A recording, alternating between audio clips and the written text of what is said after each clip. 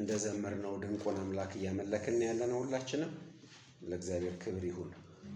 በአንደኛ ዮሐንስ ምዕራፍ 4 ላይ ቁጥር 13 እና 14 ቁጥሮችን አነብላችሁና አዲስ አንቀጽ ነው የምንጀምረው። ከዛ ደግሞ አጭር ጸሎት እናደርጋለን።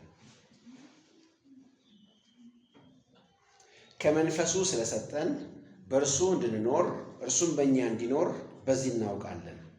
እኛም አይተናል፣ አባትም ልጁን የዓለም መድኃኒት ሊሆን እንደላከው እንመሰክራለን። አሜን። እንዳልኳችሁ አዲስ አንቀጽ ነው አሁን የጀመርነው። ነገር ግን የተያያዘ ነው ከላይኛው ሐሳብ። የግሪኩ ቃል እንግዲህ ወይም ስለዚህ የሚል ማያያዣ ቃል አለው። አማርኛው ላይ የለም፣ ወይም ሌሎቹ ትርጉሞች ላይ አናገኝም። በግሪኩ ላይ ግን ቁጥር 13 ከቁጥር 12 ጋር የተያያዘ እንደሆነ የሚናገር መስተጻምር አለ፣ የሚያያይዝ ቃል አለ። ቁጥር 12 ላይ ነው ባለፈው ሳምንት ማለት ነው 1 እና 2 በጣም አስደናቂ ነገሮችን ተመልክተን ነበር የጨረስነው። መጀመሪያ እንዲህ ብሎ ዮሐንስ ተናገረ፣ እግዚአብሔር ያየው ማንም የለም ማለት። ያየው የለም ሲል በወንጌሉ ላይ ያየው የለም በሚለው ሴንስ አይደለም የተነጋገርነው ተባብለናል። ምክንያቱም እዛ ቦታ ላይ ያየው የለም ሲል ያወቀው ማለት ሲሆን በወንጌሉ ላይ በመልእክቱ ላይ ደግሞ ያየው የሚለው ህብረት ያደረገ ከሱ ጋር አብሮ ፌሎሺፕ ያደረገ የለም ይልና ነገር ግን እርስ በርሳችን እንዳዘዘን ብንዋደድ በመካከላችን ፍቅር ቢኖር ግን እርሱ በመካከላችን ይኖራል ይልና አንደኛ ይኖራል የሚል እግዚአብሔር በእኛ መካከል ይኖራል የሚል ትልቅ ተስፋ ይሰጣል። ሁለተኛ ደግሞ ፍቅሩ በእኛ ምን ይሆናል? ፍጹም ሆኗል የሚል ነገር ይናገራል። ሁለቱም ቃሎች በጣም ከባባድ ሐሳቦች ናቸው። እግዚአብሔር በእኛ መካከል ይኖራል ማለት ፎር ግራንትድ የሚወሰድ አይደለም፣ ሁሉ ጊዜ እንደምንነጋገር። ለዚህ ነው ቅድምም ስጸልይ የእግዚአብሔርን መገኘት ልንለምድ የሚገባ አይደለም። ለምን ከተባለ የሚገባን ስላልሆነ ወገኖቼ። ሰው ደሞዝ ሲወስድ ደሞዝ መውሰድን ይለምደዋል። ሩቲን ነው። ሩቲን የሚባል ነገር አለ አይደለ? ዝም ብሎ የተለማመድነው ነገር ኤግዛይትድ አንሆንም። ምክንያቱም የተለመደ ነገር ነው፣ ግዴታቸው ነው መክፈል። ስለዚህ አያስገርመንም። ነገር ግን እግዚአብሔር ከኛ ጋር ሲሆን በእያንዳንዱ ሞመንት መገረም አለብን። እንዴት እግዚአብሔር ከኔ ጋር ሆነ? ባለፈው ጠቢቡ ሲናገር አንድ ጎረምሳ አንድ ጉልበት ያለው ጎበዝ እንኳን ከአንዲት ኮረዳ ጋር ሲሄድ ያስገርመኛል አለ አይደለ? ከአንዲት ምስኪን ኮረዳ ጋር ሲሄድ ያስገርመኛል እንዳለ የሰማይና የምድር ፈጣሪ እግዚአብሔር ከኛ ጋር ሲሆን ሊያስገርም ይገባል። እሱ ብቻም ሳይሆን ደግሞ ከኛ ጋር ይገኛል ብቻ ሳይሆን ፍቅሩ ፍጹም ሆኗል ብሏል። ሁለቱም ነገሮች በጣም ጠንካራ ናቸው። እግዚአብሔር ከኛ ጋር ነው፣ በመካከላችን ነው፣ ተገኝቶልናል፣ አንድ ነገር ነው።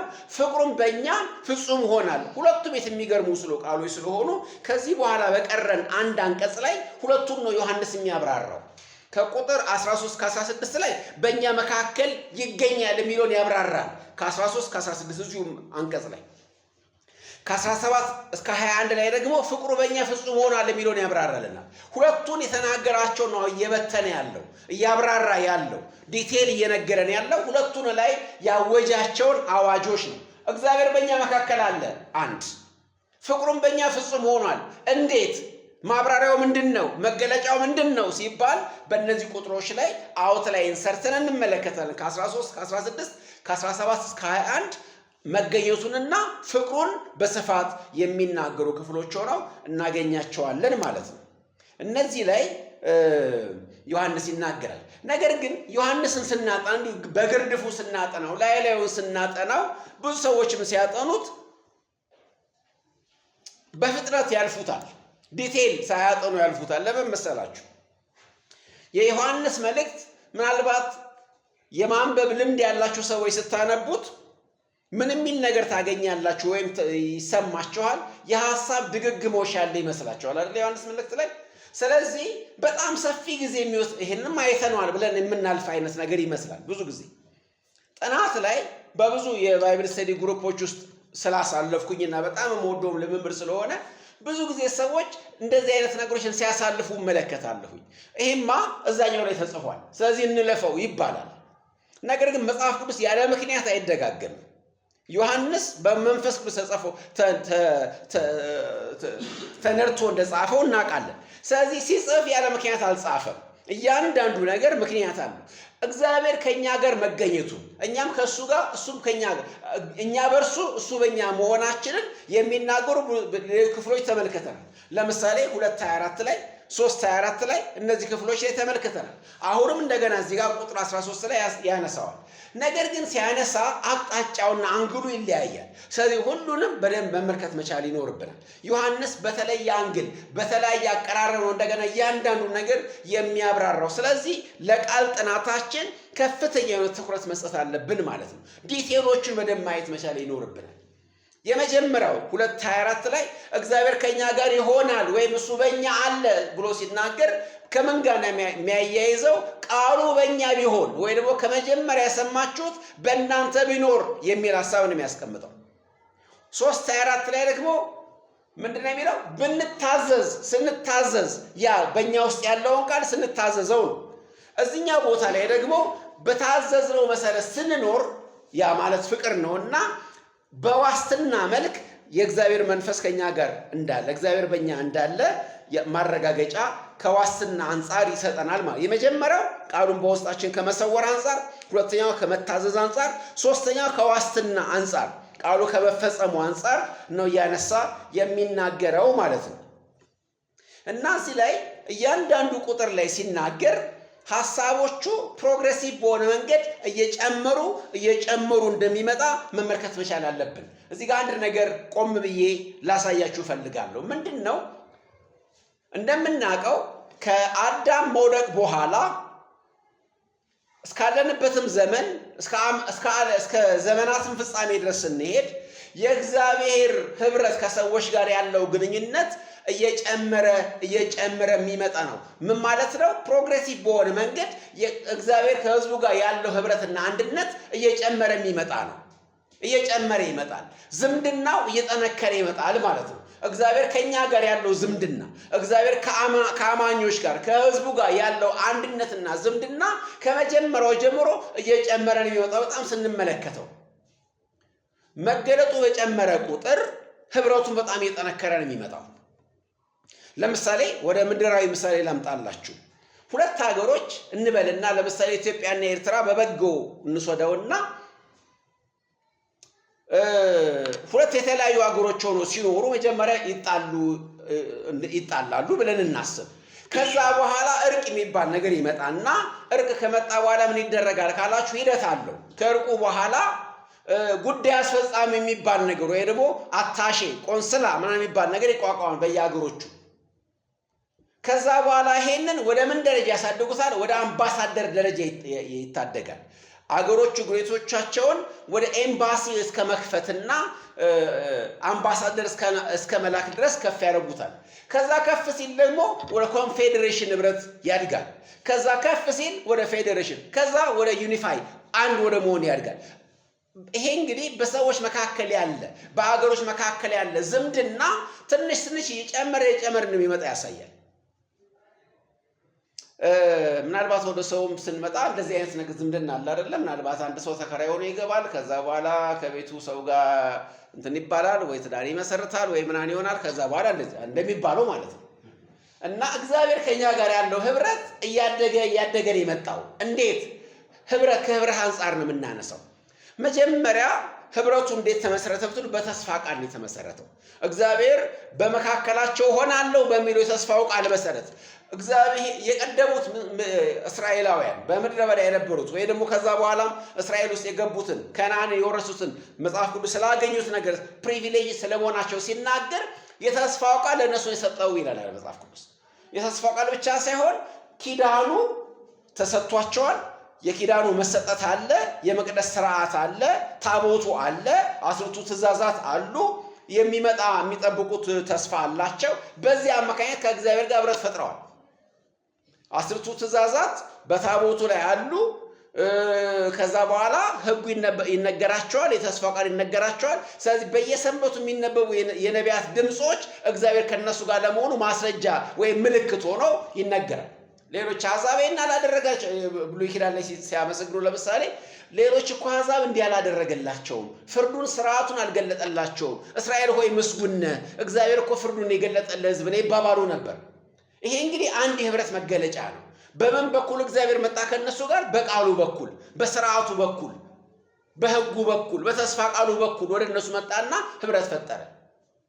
ከዛ ይሄ ህብረት ደግሞ ወደሚቀጥለው ደረጃ አደገ። ራሱ ክርስቶስ በእግዚአብሔር በስጋ በሰው መካከል ተመላለሰ፣ ኢንካርኔትድ ሆነ። ይሄ ደግሞ ሌላ ግንኙነት ነው፣ ሌላ ደረጃ ነው። ታስታውሱ ከሆነ ቤተ መቅደስ በሚሰሩበት ጊዜ ቤተ መቅደሱ አንዱ መገለጫው ምንድን ነበር? እግዚአብሔር በመካከላቸው ለማደሩ ማሳያ ነበር። አስቀድሞ በመገናኛ ድንኳን ውስጥ ነበር። ከዛ ወደ ፐርማነንት ወደ መቅደስ ሲለወጥ መቅደስ ውስጥ እግዚአብሔር ስለሚያድር ከህዝቡ ጋር ግንኙነት ለማድረጉ ማስረጃ ነበር። ነገር ግን የእስራኤል ቤተ መቅደስ ከፈረሰ በኋላ እነ ዘሩባቤል ሁለተኛውን ቤተ መቅደስ ሲሰሩ አንድ የተነገረ ቃል እንደነበር ታስታውሳላችሁ። አዘኑ አይደለ? ተመልከተ ሁለቱም ቤተ መቅደስ ያነጻጽረው። ምክንያቱም ሰለሞን የሰራው ቤተ መቅደስ ሰለሞን የዓለም ሁሉ ሀብት እሱ እጅ ስለነበር፣ ወርቁ ብሩ እሱ እጅ ስለነበር፣ ጥበብ ስለነበረው፣ ሰላም ስለነበረች አገሪቱ በሁሉ አቅጣጫ አድቫንቴጅ ስለነበራት በጣም የሚያምር 46 ዓመት ብሎ የሚያምር ቤተ መቅደስ ነው ሰለሞን የሰራው። በጣም ረጅም ዘመን የወሰደ በጣም የሚያምር መቅደስ ሰለሞን ሰራ። የኋለኛው ቤተ መቅደስ ግን ምን ይላቸዋል? በአይናችሁ እንደ ምናምን አይደለም። ምን ይላቸዋል ማለት ዝም ብሎ ተራ ነገር እንደ ሰውኛ ስትመለከቱት ትንሽ ነገር ይመስላል። እነ ዘሩባቤል የሰሩት እነ ኢያሱ እነ ካህኑ የሰሩት መቅደስ ትንሽ ይመስላል። ነገር ግን እግዚአብሔር እንደዚህ ያላቸው ከፊተኛ መቅደስ ይልቅ የዚህኛው መቅደስ ክብር ይበልጣል አላቸው። ለምን እንደሆነ ሲናገር በተለይ በሚልክያስ መጽሐፍ ላይ እናንተ የምትጠብቁት ጌታ ድንገት ወደ ምን ስለሚመጣ ወደ መቅደሱ ይገባል። ሁለተኛው ቤተ መቅደስ ለምን ከፍ አለ ክብሩ ብትሉ ድንጋዮቹ አይደለም፣ ወርቁ አይደለም፣ አሰራሩ ዲዛይኑ አይደለም፣ ክርስቶስ ወይም እግዚአብሔር ራሱ በስጋ ሆኖ የሚረግጠው ስለሆነ ከባድ ነው እሱ ማለት ነው። በመካከላችሁ እናንተ የምትጠብቁት ጌታ ድንገት በመካከላችሁ ይገኛል፣ ወደ መቅደሱ ይገባል ተባለ። በሆሳና ቀን ገባ። ከዛ በፊትም ቤተ መቅደሱን እንደ ጎበኘ ትመለከታላችሁ። ስለዚህ ክርስቶስ ኢየሱስ በአካል አማኑኤል እግዚአብሔር ከኛ ጋር ነው ተብሎ ክርስቶስ የሰው ስጋ ለብሶ በመካከላችን ተመላለሰ፣ ወክ አደረገ። ክርስቶስ ወክ አደረገ። ደቀ መዛሙርቱ አዩት፣ ነኩት፣ ዳሰሱት። ብዙዎች ብዙ ተፈወሱ፣ ብዙ ተማሩ፣ ድንቅና ተአምራት አዩ። በኋላ ግን በጣም የሚያስከፋ ነገር ጌታ ተናገረ። ይሄዳሉ። ከዚህ ዝምድና በኋላ በመካከላቸው የተመላለሰ እያዩት አብሮ እየበሉ እየጠጡ እያስተማራቸው ከአፉ ቃል እየሰሙ ፊት በስጋ አይን እያዩት። እንዳውም እናንተ የምታዩትን ለማየት ብዙ ነቢያት ፈልገው ነበር፣ አላዩም። የምትሰሙትን ለመስማት ብዙ አባቶች ተመኝተው ነበር፣ አልሰሙም። የእናንተ የሚያዩ አይኖች የሚሰሙ ጆሮች ብፁዓን ናቸው ብሏቸው ሲያበቃ እኔ ግን እሄዳለሁ አላቸው። በዛን ሰዓት ምንድን የሚፈጠርባቸው? ሐዘን፣ ቁዘማ፣ ድንጋጤ አይደለ? ነገር ግን ደስ ይላቸው እኮ ነው የሚገባው እኮ አላቸው። ልታዝኑ ሳይሆን መፈንደቅ ነው የነበረባችሁ። ምክንያቱም ወደ ተሻለ ግንኙነት ልንሻገር ነው ገና አላቸው። ልብ በሉ እንግዲህ ተመልከቱ። መጀመሪያ በምን ነበር እግዚአብሔር ከህዝቡ ጋር የነበረው አለ? በህጉ በቃሉ በኩል አይደለ? አሁን ደግሞ ራሱ ስጋ ለብሶ በመካከሉ ካደረገ ተመላለሰ፣ ታየ፣ ተነካ። ከዛስ በኋላ ሊሄድ ሆነ። ነገር ግን መሄዱን በቃ ወደ አነሰ ግንኙነት እንደሚገባ አይደለም ክርስቶስ የተናገረው፣ ወደሚሻል ነው የሚሆነው። ምክንያቱም እኔ ካልኩ ማን አይመጣም? መንፈስ ቅዱስ አይመጣም። ስለዚህ መንፈስ ቅዱስ ይመጣ ዘንድ እኔ መክበር አለብኝ፣ ከብሬ ወደ አብ መሄድ አለብኝ፣ ከዛ መንፈስ መላክ አለብኝ። ታዲያ መንፈስ ቅዱስ መምጣቱ የእግዚአብሔር ሕዝብ ከእግዚአብሔር ጋር ያለው ግንኙነት ወደ ተሻለ ደረጃ መምጣቱን ያሳያል። ብዙዎች የማይመስላቸውን ነገር ልንገራችሁ ዛሬ። አንዳንድ ጊዜ እንደዚህ ብለን እናስባለን። ክርስቶስን በስጋ ያዩት እነዛ የቀደሙት አንደኛው ሴንቸሪ ላይ የነበሩት የመጀመሪያው ሴንቸሪ ላይ የነበሩት እስራኤላውያን የበለጠ አድቫንቴጅ እንዳላቸው ከኛ አይሰማችሁም? አንዳንድ ጊዜ አይተውታል፣ ጨብጠውታል፣ ቤታቸው ምሳ ጋብዘውታል፣ ራት ጋብዘውታል፣ ተነካክተዋል፣ እጁን ጭኖባቸዋል። እነሱ ታድለው የሚሉ ሰዎች አሉ። ጌታ ግን ይሄ ምንድን ነው የሚለው? ሞኝነት። ምክንያቱም እኔ ብሄር ነው የሚሻላችሁ፣ ግንኙነቱ ወደ ተሻለ ደረጃ እንዲመጣ ወደሚቀጥለው ሌቭል እንዲመጣ እኔ መሄድ አለብኛል። እንዴት? መንፈስ ቅዱስ መምጣቱ ክርስቶስ ኢየሱስ ሄዶ መንፈስ ቅዱስ መምጣቱ በምን ደረጃ ነው የተሻለ የሚሆነው? ግንኙነቱ እንዴት ነው ያደገው? አልቀነስም ወይ? መልሶ አልወረደም ወይ? በአምባሳደር የነበረው እንደገና ወደ ቆንስላ አልወረደም ወይ? አልወረደም። ከፍን ያለው እንዳው ለምን? ሶስት ምክንያቶች ልንገራችሁ። አንደኛው ምክንያት ክርስቶስ በስጋ አብሯቸው ባለ ጊዜ ሁሉ ጊዜ አጠገባቸው ነበር? አልነበረም። እነ ማርያም ምንድነው ያሉት? አንተ እኮ ጌታ ቢሆን ኖሮ ብለውታል። ኢቭን መርከብ ላይ ያሉ ራሱ ተኝቶ ጌታ ሆይ ስንጠፋ አይገድም ምን ብለውታል። ሊሚቴሽን ነበረበት። ስለ ክርስቶስ ኢየሱስ ስለተዋቸው መንፈሳዊ ክብሮቹ ወይ ደግሞ የችሎታዎቹ ስንመለከት ውስንነቶቹን ተመልክተን እንደነበር ታውቃላችሁ። ስለዚህ ክርስቶስ በስጋ በነበረበት ጊዜ በአንድ ጊዜ በሁሉም ስፍራ በአካል ይገኝ ነበር? አይገኝም። ስለዚህ ለአንዱ ሊገኝ ይችላል፣ ለአንደኛው ደግሞ ላይገኝ ይችላል። መንፈስ ቅዱስስ ሁል ጊዜ ከእናንተ ጋር ነው። ሁል ጊዜ በየትኛውም ጊዜ በየትኛውም ሁኔታ። ሁለተኛው ነገር ደግሞ ምንድነው? ግንኙነቱ እንዴት እንደላቀ ለማሳየት ነው እነዚህ ነገሮችን ማነሳው። ኢቭን ክርስቶስ በስጋ በእነሱ ጋር ሲኖር በድካም ነበር የነበረው። ማለት በድካም የነበረው ክርስቶስ ነው ከእነሱ ጋር የነበረው። ስጋ የለበሰው ህመም ያለበት ቅድም እንዳለው በመርከብ ውስጥ እንቅልፍ የሚይዘው የሚታመም ብዙ ሊሚቴሽኖች የነበሩበት ክርስቶስ ነው። አሁን ግን በመንፈሱ ከነሱ ጋር ያለው የትንሣኤው ጌታ ነው። አሁን ከኛ ጋር ኢየሱስ ክርስቶስ አለ አይደለም? ምን ብሎናል? እስከ ዓለም ፍጻሜ ከእናንተ ጋር በምን? አሁን ያለው በኃይል ነው። አሁን ያለው የትንሣኤው ጌታ ነው። አሁን ያለው ወደ ሰማይ ክብር የገባው ክርስቶስ ነው ከኛ ጋር ያለው። በሙሉ አቅሙና ኃይሉ ነው አሁን ከኛ ጋር ያለው።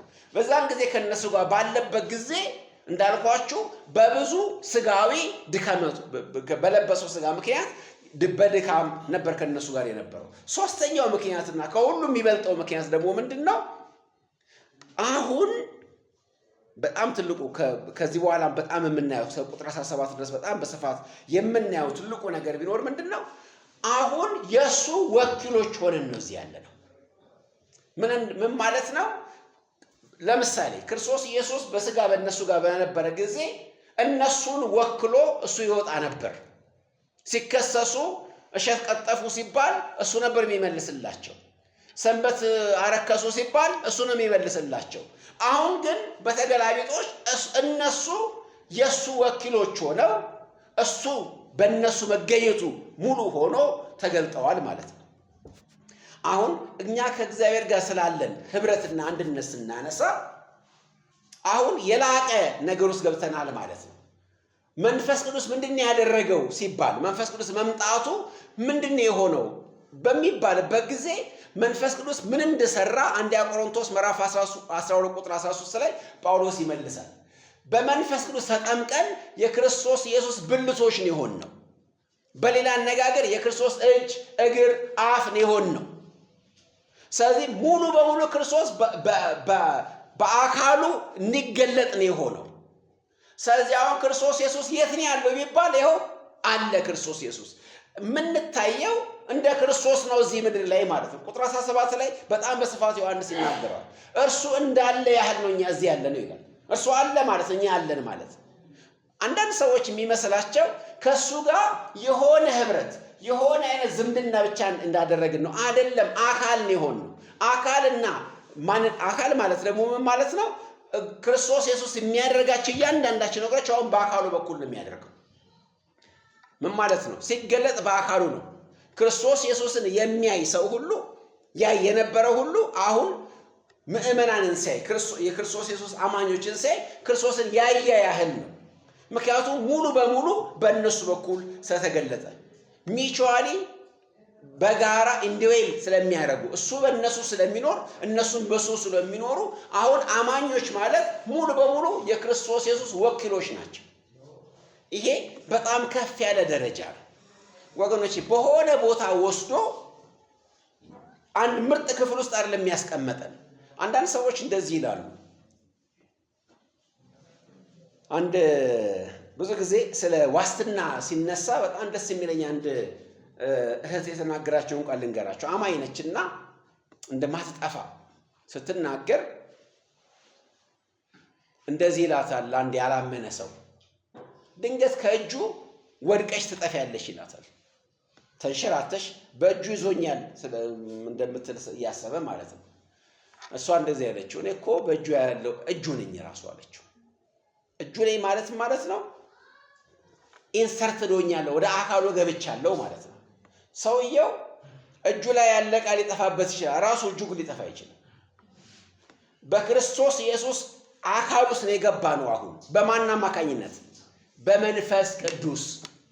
ስለዚህ መንፈስ ቅዱስ ያደረገው ሽግግር ምንድን ነው? ከዚህ በኋላም እነዚህ ነገሮች ነው እስከ ቁጥር 17 ድረስ ባሉት ውስጥ የምንመለከተው። ምንድን ነው ሲባል ይሄን ሽግግር ነው ያደረገው።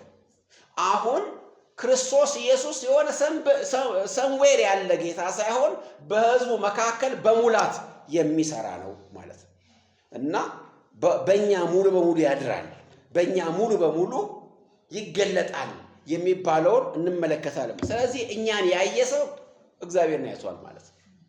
እኛን ያየ ሰው ክርስቶስ ኢየሱስን አይቷል። በእኛ በኩል ሊገለጥ፣ በእኛ በኩል ሊነካ፣ በእኛ በኩል ሊታይ ሙሉ በሙሉ ቃል ገብቷል። ከዚህ የተነሳ ትዝ ይላችሁ ከነበረ ሳኦል ስለምን ታሳድደኛለህ አይደለም? ሳኦል ደንግጦ ጌታ ሆይ አንተ ማንን የማሳድደህ አለው። ጌታ እንደሆነ ገብቶታል። ምክንያቱም የሞገን ብረት ብትቃወም ለአንተ ይብስብሃል ብሎታል። ኃይል እንዳለው አቅም እንዳለው ሊፈርድ እንደሚችል አውቋል ጳውሎስ በዛን ጊዜ። ነገር ግን የት አግኝቼ ነው ማሳደድ ሲለው እነዚህን የምታሳዳቸውን ክርስቶስ ተከታዮችን አሳደድክ ማለት እኔን አሳደድክ ማለት ነው። ወገኖች በዚህ ሴንስ ነው መታወቅ ያለበት። ክርስትና ወደዚህ ደረጃ አድጓል።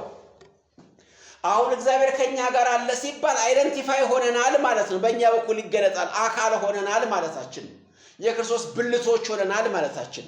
የክርስቶስ ብልቶች ከሆንን አሁን በእኛ በኩል ነው ክርስቶስ አክት የሚያደርገው እያለን ነው ማለት ነው። ሲናገር፣ በጎ ሲያደርግ፣ ምንም ነገር ሲያደርግ በአካሉ በኩል ያደርጋል። ኢቨን ሰይጣንን ሲቀጠቅጥ እንኳን በእኛ በኩል ይቀጠቅጣል። ለምን? አካሉ ስለሆነ። እሱ ራስ ነው፣ እኛ አካል ነን። በአካሉ በኩል የሚቀጠቅጠው ክፉን ሁሉ። ስለዚህ ይህን አይነት ህብረት ስላለ አሁን ህብረቱ መንፈስ ቅዱስ ከመጣ ክርስቶስ ኢየሱስ ካረገ በኋላ ወደ ሶስተኛውና ወደ ከፍ ያለው ሌቭል የተሸጋገረው ማለት ነው። ይሄንን ነው ዮሐንስ የሚነግረን።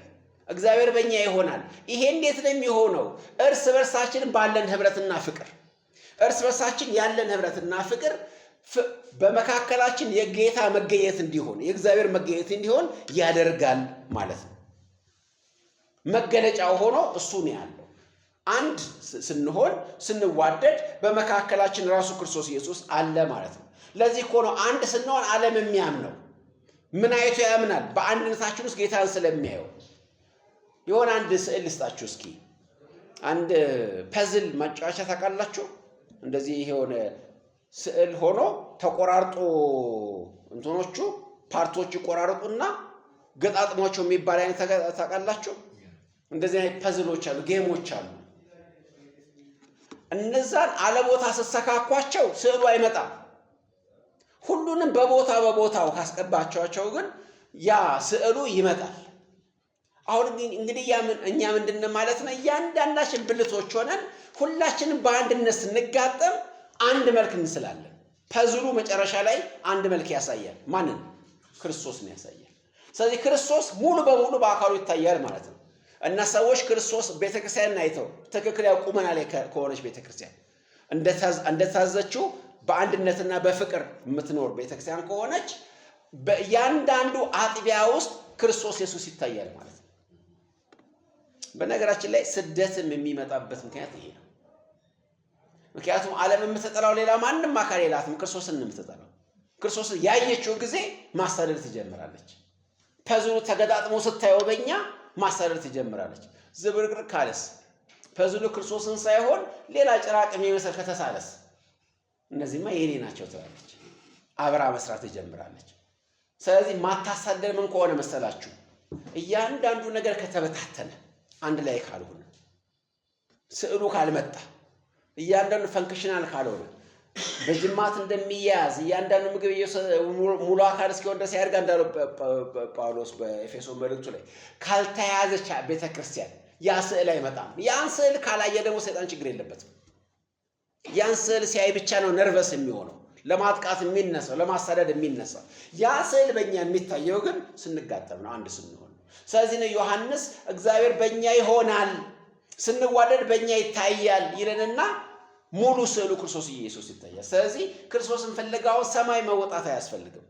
በአማኞች ሕይወት ውስጥ፣ በአማኞች አንድነት ውስጥ፣ በአማኞች ፍቅር ውስጥ ሙሉ በሙሉ ተገልጠው ይታያል ማለት ነው። ስለዚህ ወደሚቀጥለው ህብረቱ ወደ ሊለወጥ ወደማይችል ከፍታን ያደገው ማለት ነው። አሁን ክርስቶስ ኢየሱስን ፍለጋ ሌላ ቦታ አለ የምንሄደው። በመካከላችን ክርስቶስ ኢየሱስ አለ፣ በአንድነታችን ውስጥ አለ።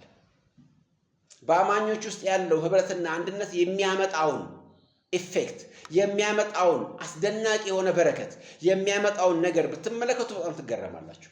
በነገራችን ላይ ይሄ ሙሉ በሙሉ የሚመጣው እዚህ ያለነው አጥቢያ ያለነው ህብረት ፍቅር ሲኖረን ብቻም አይደለም። ዩኒቨርሳል በሆነ ደረጃ የክርስቶስ ኢየሱስ ቤተክርስቲያን አንድ ስትሆን ነው። እውነተኞቹ ሁሉ አንድ ሲሆኑ ነው። እሱ ብቻም አይደለም። ኢቭን የጠፉት እንኳን ሲመጡ፣ ለምሳሌ የሚጠበቁት አይሁዶች እንኳን ሲመጡ ምን ይላል? ሮሜ ምዕራፍ 11 ላይ ጳውሎስ ሲናገር እነሱ ሲሰበሩ፣ እውነተኞቹ ወይራው ሲሰበሩ አንተ የበራ ወይራ የነበርከው ገባ እና ድል አገኘ። በአይሁዶች አለማመን ምክንያት እናንተ የእምነት በር ተከፈተላችሁ፣ የመዳን በር ተከፈተላችሁ እናንተ አሕዛብ ክርስቲያኖች። ስለዚህ ገባችሁ፣ ወደ እነ አብርሃም መሰረት ውስጥ ገባችሁ። ጥሩ ነው፣ እሱ መልካም ነው። አንድ ነገር አግኝታቸዋል። ነገር ግን አምነው በንስሐ ቢመለሱ ምንድነው የሚሆነው ብሎ ይጠይቃል። ምንድነው የሚፈጠረው? ከዚህ በፊት ታይቶ የማይታወቅ አስደናቂ የሆነ ህብረት ነው። ምክንያቱም መጣላቸው ለዓለም መታረቅ ከሆነ መመለሳቸውማ ምን ይሆናል ብሎ ይጠይቃል አይደል? ሮሜ 11 ላይ አግኝታችሁታል። ሙሉ ስዕሉ ይመጣል፣ ሙሉ ፐዝሉ ይገለጣል። በዛን ሰዓት ላይ በጣም አስደናቂው የእግዚአብሔር በረከት ይመጣል። ስለዚህ ጥንት በቃል በኋላ ክርስቶስ ኢየሱስ በስጋ በአካል የተገለጠበት የኛና የእግዚአብሔር ህብረት የበለጠ ከፍ ያለው መንፈስ ቅዱስ በእኛ በመምጣቱና መንፈስ ቅዱስ ደግሞ እኛ ወደ ክርስቶስ አካል ስላጠመቀን ነው። ኢንሰርት አደረገን፣ አስገባን። ስለዚህ በክርስቶስ አካል ውስጥ ብልቶች ሆነን ገብተናል። አሁን አንድ ቃል ላምበላችሁ እስኪ። ሰቆቃ ኤርምያስ ምዕራፍ 4 ቁጥር 1 ላይ እንደዚህ የሚል ቃል አለ። የጥንቱ ቤተ መቅደስ በፈረሰ ጊዜ፣ ቅድም ያልኳችሁ ቤተ መቅደስ በፈረሰ ጊዜ ሰቆቃ ኤርምያስ ላይ አንድ በጣም እንጉርጉሮና ሐዘን ነብዩ ሲገልጥ ትመለከታላችሁ። እንደዚህ የሚል ቃል ተጽፎ ታገኛላችሁ። እና ይሄንን መንፈሳዊ አድርጌ ትንሽ መናገር እፈልጋለሁ። ሰቆቃ ኤርምያስ 4:1 ላይ ወርቁ እንዴት ደበሰ፣ ጥሩ ወርቅ እንዴት ተለወጠ፣ የመቅደሱ ድንጋዮች በጎዳና ራስ ሁሉ ተበተኑ። የመቅደሱ ድንጋዮች በጎዳና ራስ ሁሉ ተበተኑ። ይሄንኑ አገላለጽ እነዚህ የመቅደሱ ድንጋዮች እያለ የሚናገረው ሊተራሊ ናቡከደነጾር ቤተ መቅደሱን ሲያፈርሰው የተበተኑት ድንጋዮች ነው። ነገር ግን በመንፈስ እነሱን አለም የሚመለከተው። የሰራዊት ጌታ እግዚአብሔር ሆይ ማደሪያዎች እንደምን ይላል መዝሙር ላይ። ይሄን መዝሙር በጣም መንፈሳዊ በሆነ ሁኔታ ወንድማችን ተስፋዬ ጋበሱ ይዘምሩ እንደዚህ ያለ ማደሪያዎች እንደምን የተወደዱ ናቸው፣ በቅዱስ ቃል በመንፈስ የቀደስካቸው ጌታ። አሁን ተመልከቱ፣ ያ የእግዚአብሔር ማደሪያ እነዛ ድንጋዮች ሕያዋን ድንጋዮች ናቸው። ምን ሆነዋል? በየጎዳና ተበትነዋል። ሕዝቅኤልም ደግሞ ምን ይመለከታል? አጥንት፣ አንዱ አጥንት ከአጥንት ጋር ተበታትነው አይደል የሚመለከተው? ተስፋቸው ተቆርጦ ከዛ ትንቢት ተነገረ። አጥንት ከአጥንት ጋር ተቀራረበ። ከዛስ በኋላ አንድ ታላቅ ሰራዊት ሆነው ቆሙ። ከዛ የእግዚአብሔር መንፈስ በሙላት መጣ። ወገኖች አንድነት ያለውን ጉልበትና ኃይል ነው የምትመለከቱት። የመቅደሱ ድንጋዮች ተበትነዋል። እነዚህ የተበተኑት ድንጋዮች አንድ ላይ ሲሰበሰቡ፣ ሙሉ ፐዝሉ ሲገጥም፣ ሙሉ የክርስቶስ አካል ሲታይ ከዚህ የሚበልጥ ህብረት የለም። መንፈስ ቅዱስ ይሄን ለመስራት ነው የመጣው። ስለዚህ መንፈስ ቅዱስ በእኛ መካከል አለ ሲባል ይሄንን ለማድረግ ነው የመጣው። በዳግመኛ ልደት በኩል ሁላችንም ወደ ክርስቶስ ኢየሱስ አካልነት ሊጨምረን ነው የመጣው ማለት ነው። ይሄን ትልቁን ስዕል ልንመለከት ያስፈልጋል። ቁጥር 14 ላይ እንሂድ። እኛም አይተናል፣ አባትም ልጁን የዓለም መድኃኒት ሊሆን እንደላከው እንመሰክራለን። የወንጌሉ ትልቅ መልእክት መቼም በዚህ አዋጅ ውስጥ ያለ ነውና ይሄ ቢደጋገም አያስገርምም። ወንጌል ይሄ ነው፣ እግዚአብሔር ልጁን መላኩ ነው። ይሄንን ዮሐንስ በዚህ አጭር ቦታ ላይ እንኳን 3 ጊዜ ደግሟል።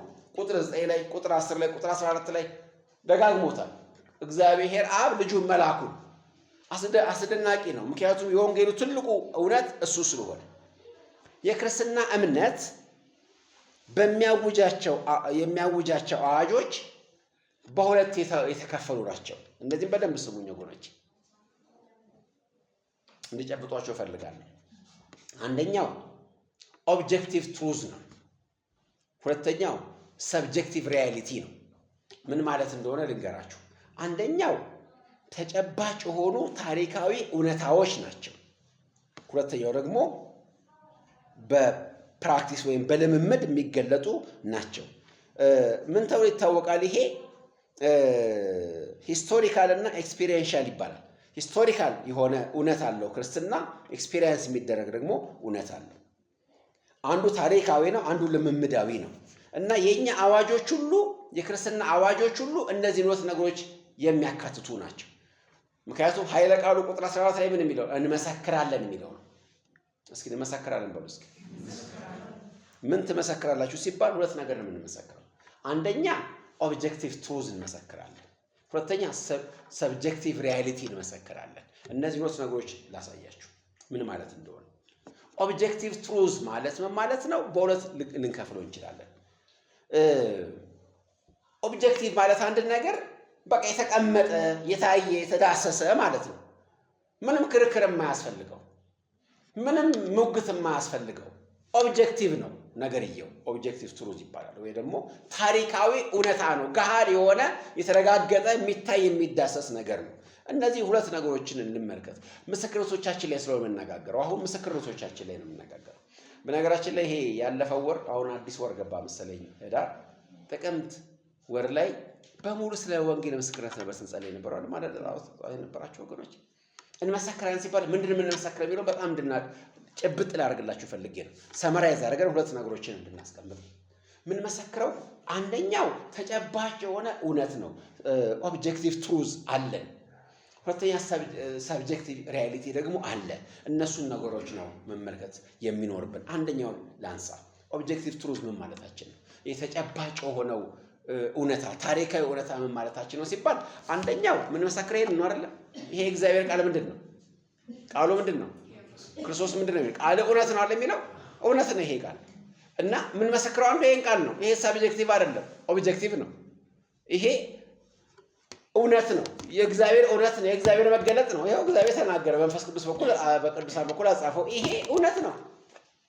ይሄ ማለት ኦብጀክቲቭ የሆነ ትሩዝ ነው። መጽሐፍ ቅዱስ ጌዲዮናውያን ያሳተሙትን አዲስ ኪዳን ላይ መግቢያ ላይ ጥሩ ነገር ጽፈዋል። ታሪኩ እውነት ነው፣ ፍርዱም አይናወጥም ምናምን ይላሉ ስለ መጽሐፍ ቅዱስ። ታሪኩ እውነት ነው። ስለዚህ አንድ ሰው የሆነ ነገር ሲናገር ከየት አመጣኸው ሲባል ከቃሉ ካለ እውነት ነው ማለት ነው። ክርክሩ ላይ ስለዚህ መጽሐፍ ቅዱስ ምን ይባላል? የክርክሮች ሁሉ መቋጫ ይባላል። ለምን? ኦብጀክቲቭ ትሩዝ ስለሆነ። ይሄን የተናገረው ሰው አይደለም። ይሄ የአሜሪካ ህገ መንግስት አይደለም፣ የኢትዮጵያ ህገ መንግስት አይደለም፣ የሆነ ሳይንቲስቶች ግኝት አይደለም። የሰማይና የምድር እግዚአብሔር ቃል ነው። ስለዚህ ኦብጀክቲቭ ትሩዝ ነው። ገብቷችኋል የምላችሁ ነገር? አንድ ሰው በመጽሐፍ ካወቀ አንድን ነገር በቅዱሱ መጽሐፍ ከተማረና ካወቀ በቃ ትልቅ ነገር አግኝቷል። ከህፃነት ጀምሮ ክርስቶስ ኢየሱስን በመሊገኝ መድኃኒት ጥበብ የሚሰጡ ቅዱሳን መጽሐፍት፣ እነዛ መጽሐፍት ማለት ኦብጀክቲቭ ትሩዞች ናቸው። ለክርክር ለድርድር አይቀርቡም። ምክንያቱም ተናጋሪያቸው የሁሉ ባለቤት ስለሆነ ባለስልጣን ስለሆነ ኦብጀክቲቭ ትሩዝ ነው እሱ። አልቀበለውም ብሎ ሰው መካድ ይችላል፣ ማስተባበል ግን አይችልም። ቃሉ እውነት ነው። ብሉይ ኪዳን ላይም ቃል እውነት ነው ይላል በመዝሙር 19 ላይ። እንደገና ክርስቶስ ኢየሱስም ዮሐንስ 17 ላይ ቃል እውነት ነው ይላል። ቃሉ እውነት ነው። እንዳውም እውነትነቱን ሲናገር መጽሐፍ ቅዱስ በምድር ላይ 7 ጊዜ እንደተነጠረና ጥርት እንዳለ ብር ነው። ምሳሌ መዝሙር 12 ላይ ምን ማለት ነው? የተቀላቀለ ነገር እንኳን የለበትም። አንዳንድ ጊዜ የሆነ አንጥረኛ አይታችሁ ከሆነ አንድን ወርቅን ብርም ምናምን የሚያወጣው ያነጥርና አሎይድ የሆኑ የተቀላቀሉ ማቴሪያሎችን ያወጣል፣ እንደገና ያነጥረዋል። መጨረሻ ላይ ጥርት ያለ አንድ ብቻ ማቴሪያል ይገኛል፣ አንድ ኤሌመንት ይገኛል። ልክ እንደዚህ ከ7 ጊዜ በላይ ጥርት ያለ ምንም እንከን የሌለው የተረጋገጠ የእግዚአብሔር ቃል ይሄ ነው። ኦብጀክቲቭ ትሩዝ ነው። እንመሰክራለን። ኦብጀክቲቭ ትሩዝ ስላለን እንመሰክራለን። እሱ ብቻ ግን አይደለም። ክርስቶስ ኢየሱስ በታሪክ መካከል እዚህ ምድር ላይ መምጣቱ ሌላ ኦብጀክቲቭ ትሩዝ ነው። ክርስቶስ ሥጋ ለብሶ መጣ እንመሰክራለን። ዮሐንስ የሚለው ምንድን ነው? አይተናል። ልጁን ልኮታል። ልጁ ከድንግል ማርያም ተወልዶ በገሊላ አውራጃዊ ሲመላለስ የነበረው በኋላም ኢየሩሳሌም የሰቀለው ከድንግል ማርያም የተወለደው ያለ ኃጢአት ከዛም በኋላ በቅድስና የኖረው ያለምንም ነቀፌታ የተመላለሰው በመጨረሻም በሐሰት የተከሰሰው እና የተፈረደበት የተገደለው ከዛም የተቀበረው ይሄ ሁሉ የታወቀ እውነት ነው። ኦብጀክቲቭ ትሩዝ ነው። ይሄ የሆነ ሰብጀክቲቭ የግል እይታ አይደለም። ይሄ ገብቷችኋል አባባሌ? እኔ እንደዛ ይሰማኛል እያልኩ አይደለም ማለት ነው። እውነት ነው። ክርስቶስ ኢየሱስ መጥቷል። አዎ እውነት ነው። የታሪክ እውነታ ነው ይሄ። እንዳውም በታሪክ ውስጥ ካሉ ዜናዎች ቁጥር አንዱ ዜና ይሄ ነው። ብዙ ክንውኖች ነበረዋል እዚህ ምድር ላይ። ብዙ ነገሮች ተደርገዋል አይደል? እዚህ ምድር ላይ መሬት መንቀጥቀጥ ነበር፣ እንደዚህ ተደርጓል። እዚህ ቦታ ላይ እንደዚህ ወደቀ፣ እንደዚህ ተደረገ። እገሌ የሚባል ቦክሰኛ ተወለደ፣ ሞተ፣ እንደዚህ የሚባል ጦርነት ተደረገ። እንደዚህ እውነቶች እንደሆኑት ሁሉ ታሪካዊ የሆነ እውነት ምንድነው? ክርስቶስ መምጣቱ ነው። ኢየሱስ መጥቷል፣ ተወልዷል። ይሄ ታሪካዊ እውነት ነው። አይተናል፣ እንመሰክራለን። ኦብጀክቲቭ ትሩዝ ነው ይላል ዮሐንስ። የተረጋገጠ ነው፣ የተጨበጠ ነው። አይተነዋል፣ ዳሰነዋል። ኦብጀክቲቭ ትሩዝ ነው። እሱም ተጽፏል ለነገሩ። ነገር ግን ኦብጀክቲቭ ትሩዝ ነው። አንደኛ ጢሞቴዎስ 3:16 ላይ እንደዚህ ብሎ ጳውሎስ ይናገራል። የእምነታችን ምስጢር ያለ ጥርጥር ታላቅ ነው ይልና በሥጋ የተገለጠ በመንፈስ የጸደቀ ለመላእክት የታየ በአሕዛብ የተሰበከ በዓለም የታመነ በክብር ያረገ ይሄ እውነት ነው። ይሄ ሰብጀክቲቭ አይደለም። ይሄ ኦብጀክቲቭ ነው። የተጨበጠ ነው፣ የተረጋገጠ ነው። አልቀበልም ብሎ አንድ ሰው ችምጥጥ አድርጎ መካድ ይችላል። ለምሳሌ ምን እንደሚባለው መሐላ መሰላችሁ? አይኔን ግንባር ያድርገው እንደሚባለው ማለት ነው። አይን መቼም ግንባር አይደለም አይደል? አንድ ሰው እንደዚህ ብሎ ሽምጥጥ ማድረግ ይችላል። ነገር ግን እውነታውን አይለውጠውም። ክርስቶስ ኢየሱስ መጥቷል፣ ተመላልሷል፣ በሥጋ ተገልጧል። ይሄ ኦብጀክቲቭ ትሩዝ ነው። የተጻፈው ቃል አለ። እንደገና የክርስቶስ ኢየሱስ አካውንት አለ። የክርስቶስ ኢየሱስ መምጣት አለ። እዚህ ምድር ላይ ታሪክን ሰብሮ ገብቷል። በታሪክ መካከል ገብቷል። የዛሬ 2000 ዓመት ብለን የምንቆጥረው ታሪክ አለ። ከዛ በኋላ በእያንዳንዱ ዓመት አንድ እየቀነስን ወደ ኋላ የምንቆጥረው ታሪክ አለ። ቦታም አለው። እዚህ ቦታ እዚህ ጊዜ ብለን የምንቆጥረው ታሪክ አለ። ዮሐንስ ይሄን እንመሰክራለን ይላል። ስለዚህ ይሄ ተጨባጭ እውነት ነው። ኦብጀክቲቭ ትሩዝ ነው። ይሄ አለን፣ እኛ እንመሰክራለን ይላል። ነገር ግን ኦብጀክቲቭ ትሩዝ ብቻ ለምን የምንመሰክረው? ሰብጀክቲቭ ሪያሊቲም አለን። ይሄ ላይ ያለው እሱ በኦብጀክቲቭ ትሩዙ ላይ የተመሰረተ በዛ ላይ የተመሰረተ እዛ ላይ ቤዝ ያደረገ ልምምድ ደግሞ አለን። ቃሉ ስንኖረው ሕይወት ሰጥቶ ይሄ ቃል እንዳልኳችሁ እውነት ነው አይደለም? ይሄ ቃል ማንም ሰው ቢናገረው ማንም ሰው ቢለው እውነት ነው። ይሄን ቃል አንድ ፖለቲከኛ ቢናገረው እውነት ነው። እሱ ስለተናገረው አይደለም፣ እኔ ስለተናገርኩት አይደለም። ቃሉ በራሱ እውነት ነው። ነገር ግን የቃሉ እውነት ደግሞ በሕይወታችን ውስጥ ሲሰራ ደግሞ ሰብጀክቲቭ የሆነ ሪያሊቲ ይሆናል ማለት ነው። ይሄ ሰርቶን ለውጦን አጽናንቶን ከኃጢአት አውጥቶን ሲገለጥ ደግሞ ሌላ እውነት ነው ማለት ነው። ወገኖች ዮሐንስ ለምን ይህን መልእክት እንደጻፈ በመጀመሪያ ልብ ልትሉ ያስፈልጋል። ኖስቲክ የሚባሉ የኑፋቄ ትምህርት አራማጆችን የተቃወመ ነው ዮሐንስ። ምንድነው እነሱ የሚያስተምሩት? እነሱ የሚያስተምሩት የክርስቶስ ኢየሱስን አምላክነት የሚክዱ ናቸው። ነገር ግን እሱ ምን ብሎ ይናገራል? አይተናል፣ አምላክ ልጁን ልኮት አይተናል ብሎ ያስቀምጣል። ማለት ከመላኩ በፊት ልጅ እንደነበረ ያስቀምጣል። በነገራችን ላይ ይሄ የክርስቶስ ኢየሱስ ልጅነትን መቼ ነው ልጅ የሆነው በሚለው ላይ ራሱ ኑፋቄ አለ። ዮሐንስ እዚህ ጋር በማያሻማ መንገድ ሳይላክም በፊት ምንድን ነበር? ምክንያቱም ምኑን ላከ ነው የሚለው። ከላከ በኋላ ልጅ ያደረገው። አንዳንዶች የሚያስተምሩትን ነገር ልንገራችሁ። ለምሳሌ አንዳንዶች በኋላ የምንመጣበታለን ምዕራፍ 5 ላይ ስንመጣ በጥምቀቱ ጊዜ ነው ልጅነትን ያገኘው የሚሉ አሉ። ታውቃላችሁ፣ በሚጠመቅበት ጊዜ መንፈስ ቅዱስ እንደ ርግብ አምሳል ሲመጣ አዶፕትድ ሆነ በዛን ሰዓት የሚሉ አሉ። ሌሎች በዘመናችን ያሉ ኑፋቄ አራማጆች ደግሞ በሲኦል ዳግመኛ ተወልዶ ነው ልጅ ሆነው። እኔ ዛሬ ወለድኩ የሚለው ቃል የተፈጸመው በዛን ጊዜ ነው። ብሎ የሚያስተምሩ አሉ። ነገር ግን መጽሐፍ ቅዱስ ምንድን ነው የሚለው? ልጁን ነው የላከው። ገና የተላከው ገራሱ ምን ሆኖ እግዚአብሔር የላከው ልጁን ነው የላከው ይላል። ልጅ ነው የተላከው። ዕብራውያን ምዕራፍ 1 ቁጥር 6 ላይም በኩሩን ወደ ዓለም ሲያስገባ ይለናል።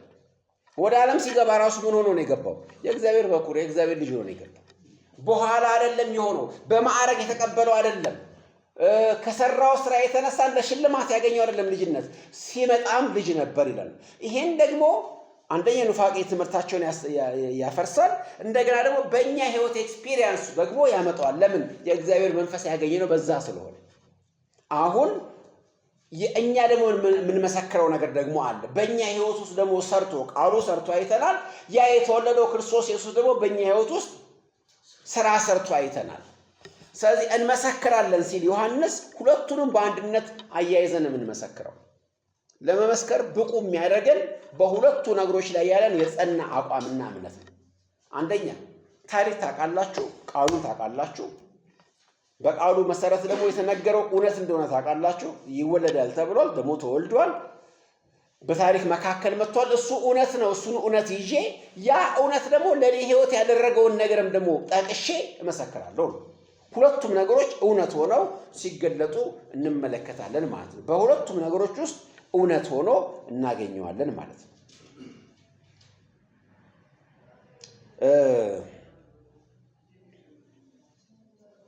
እዚህ ጋር አይተነዋል ሲል ዮሐንስ በስጋ ያዩት አይሁዳ ማን ነው? ሐዋርያቱና ጥቂት ሰዎች ናቸው በስጋ ክርስቶስ ኢየሱስን ያዩት። ነገር ግን እንደ ቤተክርስቲያን ቅድም እንዳልኳችሁ ቤተክርስቲያን ትልቅ አካል ነችና ዮሐንስ ካየው እኔ አይቼዋለሁ ማለት ነው። ምክንያቱም ዮሐንስ ማለት ብልት ነው። ለምሳሌ እኛ ሐዋርያት አሉን የሉንም? አሉን።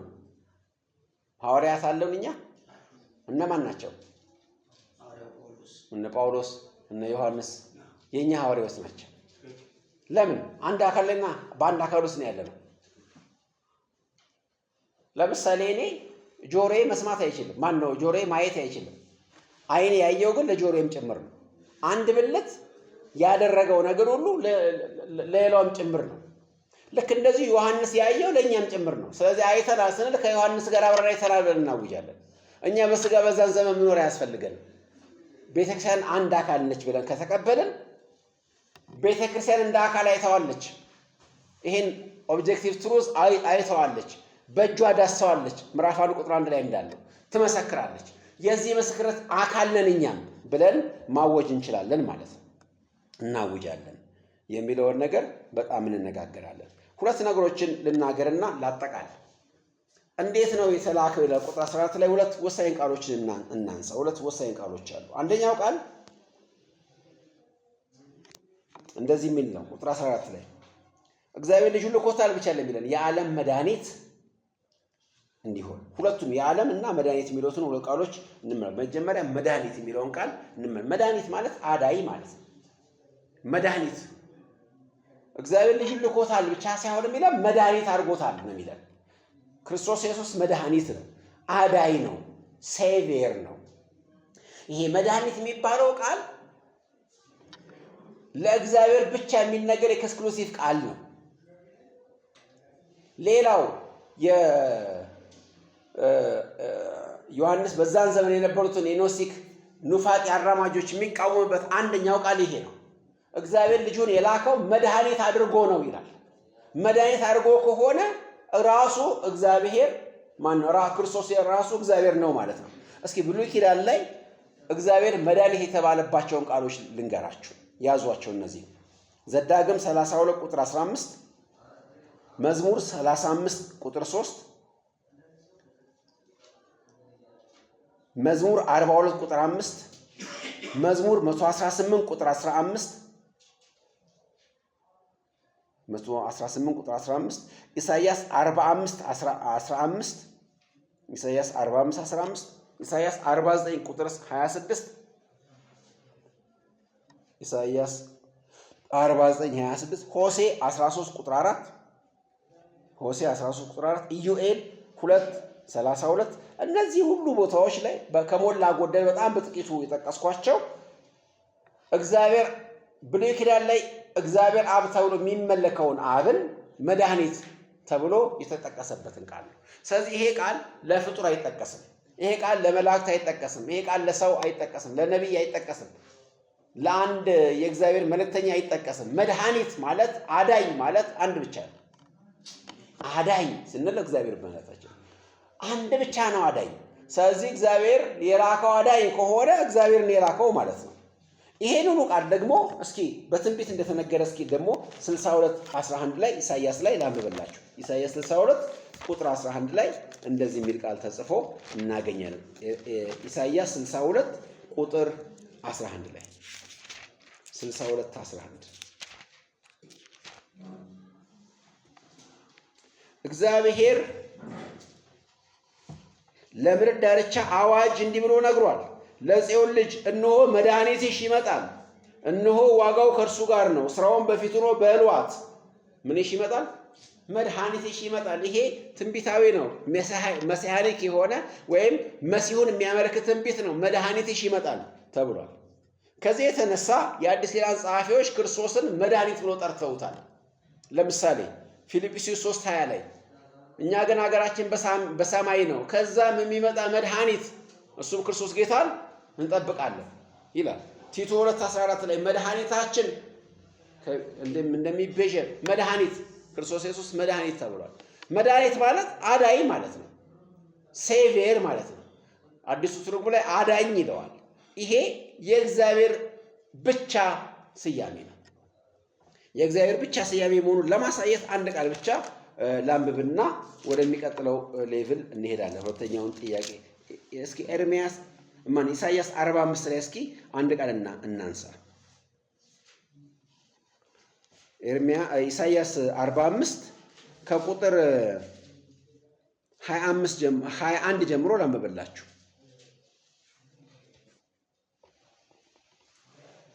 ምንድን ነው የሚለው?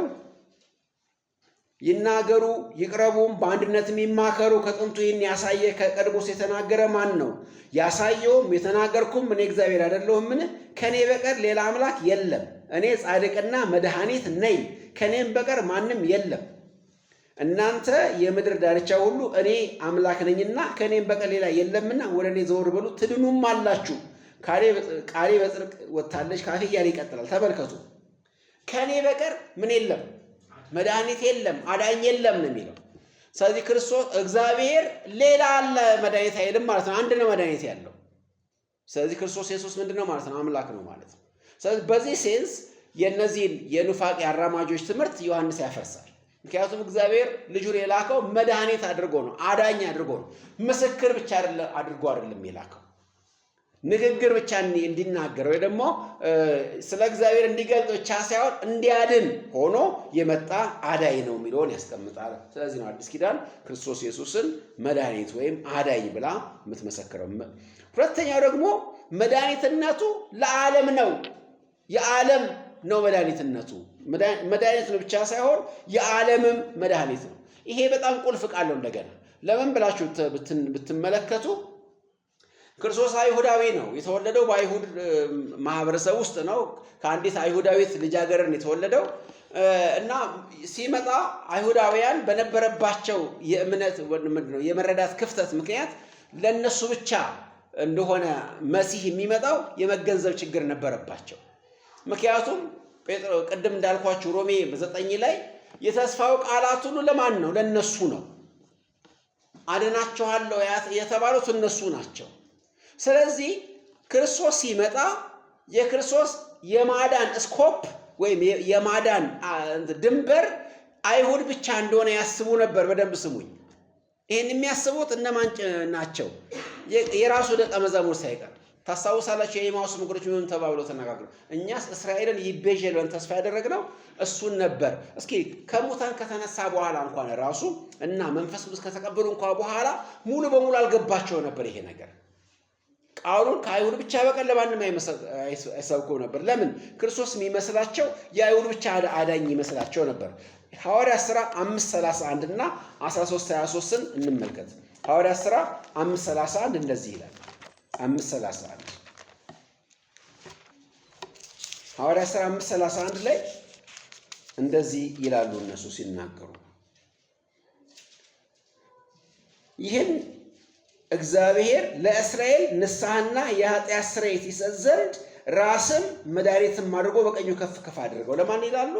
ለእስራኤል 13:23 ላይ ደግሞ እዚሁ ሐዋርያት ሥራ ማለት ነው 13:23 ላይ እንደዚህ የሚል ቃል ታገኛላችሁ። እግዚአብሔር እንደ ተስፋው ቃል ለእስራኤል መድኃኒትን እርሱም ኢየሱስን አመጣ። መድኃኒትነቱ ለእስራኤል ብለው ነበር የሚናገሩት። እንደዚህ አይነት ስኮፑን የማጥበብ ችግር ነበረባቸው የመጀመሪያዎቹ። ኢቭን መጀመሪያ ላይ የነበረውን ትሬንድ ብትመለከቱት አይሁዳውያን በእስጢፋኖስ መገደል እስኪበተኑ ድረስ ኢየሩሳሌም ሴንተር አድርገው እዛ ላይ ብቻ ነበር የሚሟሟቁት።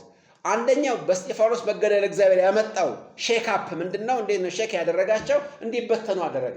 ነገር ግን ሲበተኑ እንኳን ራሱ ጳውሎስ እስኪመጣ ድረስ በአንጾኪያ ሌላ ሴንተር እስኪቋቋም ድረስ ከአይሁድ በቀር ለማንም ቃል አይናገሩ ነበር። ምክንያቱም ክርስቶስ ኢየሱስ አዳኝ ነው ይላሉ። አዳኝነቱ ገብቷቸዋል፣ መድኃኒትነቱ ገብቷቸዋል። ለእስራኤል መድኃኒት የሚል ነበር የሚናገሩት። ይሄ ደግሞ በብሉይ ኪዳንም ቃሎች ላይ ተመስርተው ነበር እንደዛ የሚሉት። እስኪ ሁለት ቃሎች እንመልከት። አንደኛው መዝሙር 130 ቁጥር 8ን እስኪ እንመልከት። መዝሙር 130 ቁጥር 8 እንደዚህ ይላል። 130 ቁጥር 8 እንደዚህ የሚል ቃል ታገኛላችሁ።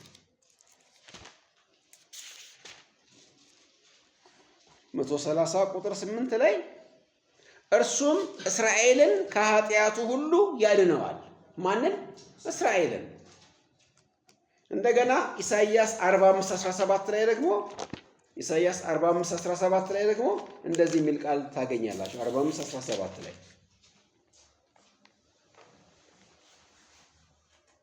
እግዚአብሔር ግን እስራኤልን በዘላለማዊ መድኃኒት ያድነዋል። ስለዚህ እናንተም ለዘላለም አታፍሩም አትዋረዱም ይላል። እስራኤልን ይሄን ቃል ሲወስዱ ለነሱ ብቻ እንደሚሆን አስበው ነበር። በኋላም ነው በሐዋርያት ሥራ ምዕራፍ 15 ላይ ሸንጎ ውስጥ ተሰብስበው ብዙ ክርክር የነበረው ይሄ የማዳኑ አውድ ወይም ስኮፑ ይሰፋል ሌሎችም የሚለው በነ ጳውሎስ በኩል ጴጥሮስም ማን ነው ቆርኔሌዎስ ቤት ሄዶ የገጠመው ነገር ተናግሮ ነው ሐሳባቸውን እንዲለወጥ ያደረገው። ነገር ግን አስገራሚ የሚሆንባቸው አንድ ነገር እነሱ የጌታ የመጀመሪያዎቹ ተከታዮች አይሁዳውያን 12ቱ ደቀ መዛሙርት ወይ ሌሎቹ ሳይገባቸው በፊት ግን የሰማርያ ሰዎች ግን ገብቷቸው ነበር የክርስቶስ ኢየሱስ ዓለም አቀፍ አዳኝነት። ለዚህ ነው ሐዋርያት ዮሐንስ ወንጌል 4:42 ላይ ያቺን ሴት እንደዚህ ያሏት፣ አሁንም እናምንሽ ስለ ቃልሽ አይደለም እሱ የዓለም ሁሉ መድኃኒት እንደሆነ አምነናል። ልብ በሉ። በነገራችን ላይ መገለጡ መጀመሪያ ከአይሁዳውያን በፊት የመጣው ለነዚህ አሕዛብ ወይ ደግሞ እስራኤሎች ለሚንቋቸው አሕዛብ ባይሆኑም ሰማርያውያን ብለው ለሚንቋቸው ነው የመጣው። የዓለም መድኃኒት ነው አሉ። የዓለም መድኃኒት ማለት ምንድን ነው? በአማርኛ ወይም በለመድነው ቋንቋ መድኃኔ ዓለም ማለት ነው። መድኃኒ ዓለም፣ የዓለም መድኃኒት የሚለውን ስያሜ መጀመሪያ የተናገረችው ያቺ ሴት ነች። ስመስክርላቸው አሁን የምናምንሽ ግን ስለ አንቺ ቃል አይደለም እኛም ራሳችን የዓለም መድኃኒት እንደሆነ አምነናል አሏ። እና ስለዚህ በዚህ የተነሳ ምን ብለው ያስቡ ነበር? የዓለም መድኃኒትነቱን አይቀበሉም ነበር። ለአይሁድ ብቻ ይመስላቸው ነበር። ስኮፑን አጥበውት ነበር። ዮሐንስ ግን እዚህ ጋር ምን ብሎ ይነግረናል? እኛም አይተናል እንመሰክርማለን። ስንመሰክር ግን እንደዚህ ብለን የምንመሰክረው አንደኛ እሱ አዳኝ ነው፣ እግዚአብሔር ነው። ሁለተኛ ደግሞ ለዓለም ሁሉ ነው አዳኝነቱ ብለን እንመሰክራለን። ለምን? ራሱ በወንጌሉ ሁለት ቦታዎች የተናገረውን ነገር እንመልከት። በወንጌሉ ላይ ዮሐንስ 3:16 ላይ ምናውቀው ቃል ባለፈውም ሳምንት በቃላችን የተነጋገርነው እግዚአብሔር በእርሱ የሚያምኑ ለዘላለም ሕይወት እንዳይጠፋ አንድያ ልጁን እስኪሰጥ ድረስ ዓለሙን አይደለ እንዲወዷል። ስለዚህ ዓለምን ነው እግዚአብሔር ወደደው። ምዕራፍ 1 ቁጥር 29 ላይ ደግሞ ዮሐንስ መጥምቁ እንደዚህ ብሎ መሰከረ፣ እነሆ የዓለምን ኃጢአት የሚያስወግድ የእግዚአብሔር በግ። ስለዚህ የዓለም አዳኝ ነው ክርስቶስ ኢየሱስ። በዚህ ሴንስ ይናገራል ማለት ነው። ሁለተኛ ቆሮንቶስ 5:19 ላይ እነዚህ ምስክሮቻችን ስለሆነ የምነግራችሁ እንደዚህ የሚል ቃል አለ። ከእኛ ምስክርነት ጋር በጣም ስለሚያያዝ እኛ የእሱ መልእክተኞች አምባሳደሮች ነን የሚለውን ሲናገር ጳውሎስ እንደዚህ ይላል። እግዚአብሔር በክርስቶስ ሆኖ ማንን ከራሱ ጋር ያስታረቅ ነበር? ዓለምን ከራሱ ጋር ለእኛም በእኛም አፍ በእኛም ውስጥ ደግሞ የማስታረቅን ቃል አኖረ ይለናል። እዚህ ጋር ግን መሳሳት የሌለብንና አንድ ነገር ተናግሬ የመጨረሰው ምንድነው የዓለም መድኃኒት ነው ክርስቶስ ሲባል ዓለም ሁሉ ይድናል ማለት ግን አይደለም። የዓለም ሁሉ መድኃኒት ነው ማለት ያለምንም ልዩነት፣ ያለምንም ዘር፣ ያለምንም ድንበር፣ ያለምንም ቋንቋ፣ ያለምንም ኢኮኖሚ ደረጃ፣ ያለምንም የሰው ስትራክቸር ልዩነት ክርስቶስ ኢየሱስ ከሰዎችን ሁሉ ማዳን ይችላል ማለታችን ነው። ለዚህ ነው ራእይ ዮሐንስ ላይ ይሄው ዮሐንስ ሲናገር ምንድን ነው የሚለው? ከነገድ ከቋንቋ ከህዝብ ሰዎችን ሁሉ ዋይተ ለአምላካችን መንግስትና ካህናት አደረካል። ስለዚህ ክርስቶስ ኢየሱስ መድኃኒት ነው። መድኃኒትነቱም ለዓለም ሁሉ ነው። ስለዚህ ኤክስክሉሲቭ የሆነ ከማዳኑ ድንበር ውጪ የሆነ ማንም የለም። አዳኝነቱ ሁሉንም የሚመለከት ነው የሚለውን እንመለከታለን። ጌታ ስሙ ይባረክ።